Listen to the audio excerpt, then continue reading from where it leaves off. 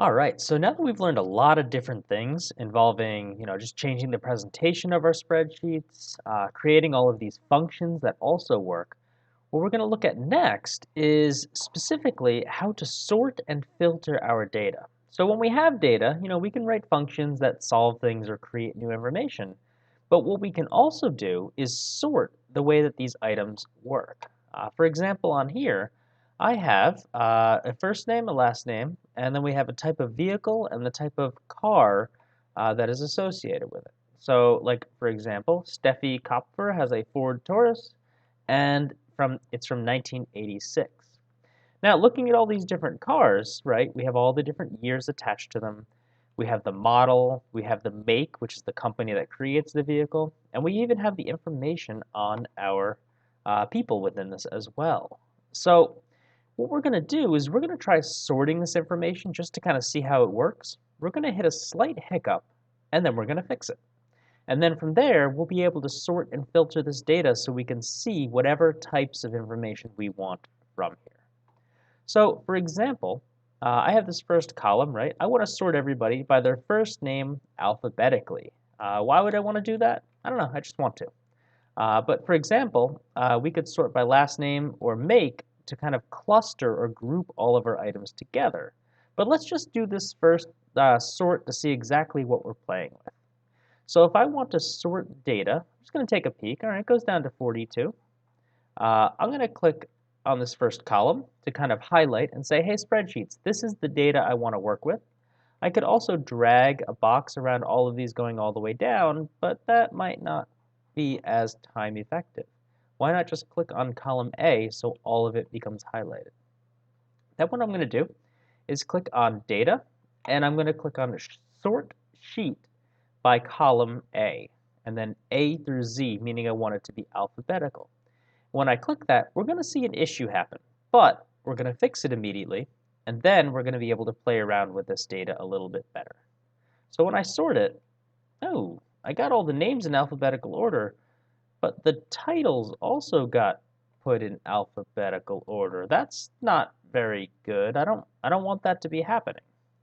So I'm going to click the undo option to undo my steps. And what I need to do is I need to freeze this first column because this column isn't the data. This column is the description of the information. So I'm going to click on View, Freeze, and click on one row. And we can do this for as many rows as we want to freeze them and make them so that they're not movable. And this is a nice little feature because now also when I scroll down, you'll notice those titles and information at the top, they scroll down with everything.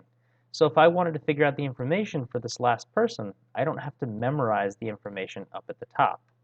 Because if I undo that freeze, right, if I scroll down, I don't remember if this is first name, last name, what each of these columns are. But if I go back up, highlight this, and click View, Freeze, one row, now this row is frozen, so I can do my sorting and filtering to make life just a little bit easier. So let's go back to that alphabetizing, right? We'll do it by first name, data, sort sheet by column, and now we have all of the people by their first name in alphabetical order. And you notice all of the other columns also adjusted with them. Because if I undo this, right, we have Augusta McManus has a Mitsubishi Mighty Max Macro from 1992. So if I sort this, all right, Augusta McManus has a Mitsubishi Mighty Max Macro from 1992. So all of the information reorganizes on these charts. I'm going to undo that again for a second. If you happen to click on Data Sort Range, you can choose which range of data you want to be sorted. So if I do that, if you notice at the top, right, we have Augusta whatever their name was, from the car 1992. If I sort this, though, the first names changed and only this range swapped on us. So we just want to be careful and realize what data we're trying to organize on here. All right. So with that in mind, that's our first piece for sorting them. So for example, I could sort their last name, which is a little bit more, usable or useful when we sort things. We usually use our last name to sort in order. I can also sort them on here by their make, so I can make it so that all of my BMW vehicles, all of my Chevrolets, all of my Dodge, all of these vehicles have basically the cluster or the group of what they are. So in case I needed to reach out to these, customers or people who bought vehicles, I could just talk about the BMWs first, then the Buicks, then talk about all the Chevrolet, all the Dodge, and I can kind of cluster and figure out all of my information based on what these individuals have purchased, and my data is more sorted. I could also sort it by the year, right? And that'll start with the oldest car that the person has, and it'll work its way up into modern vehicle ages. So that's kind of the idea of sorting, right? And I can sort these however I like. I like to sort them by last name usually because as a teacher, I like to sort all of my students by that format. So now that I know how to sort the information, what I want to look at next is how to filter the data. When you filter something, you're basically putting in specific types of requirements, and you're only looking at the results that meet those requirements. So let's take a look at that. All right, I have my information here. Let's just sort this data just to quickly get it nice and sorted for us. That looks good. Now I want to also filter the data, meaning that I want to go into Data and create a filter. When I click on that, you'll notice that we get these little like upside down pyramids showing up from these green and white lines. So what these allow us to do is they act just like a coffee filter, if you've ever seen one of those. Basically, it opens up at the top and then narrows down. And what you want to do with that is, you put in the filter, the piece of like paper or mesh material, and then you pour the coffee in, and then when the water comes down, it gets funneled down to the bottom to create its way all the way through. If I want to filter something, what I can do is click on any of these boxes on the column that I want to filter. Let's filter the make. And what I can do on here is look at all these different options. Filter by condition, filter by value. We're just going to take a more easy approach on here. And I want to look at just the Chevrolet and the Ford vehicles. So I'm going to click clear so none of these items are checked. And then I'm just going to check the items that I want to look at, right? Chevrolet and Ford. And when I click OK, you'll notice that most of the results are going to disappear. The only ones that we're left with are Chevrolet and Ford vehicles. So this is a nice little way that we can kind of remove or basically eliminate all of the items on a list if we just want to focus on certain things. Right? We can clear them, we can uncheck them all if we want. We can pretty much do whatever we need on here to make things show up in a specific way. So for example, I'm going to just uncheck a bunch of these, and we're left with just the vehicles that fit within that list. Right?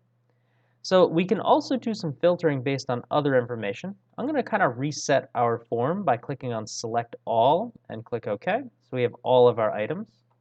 And now I'm going to click on filtering out the year. All right. So now we can filter by the values, right? But there's a lot of different years here. That would be kind of annoying.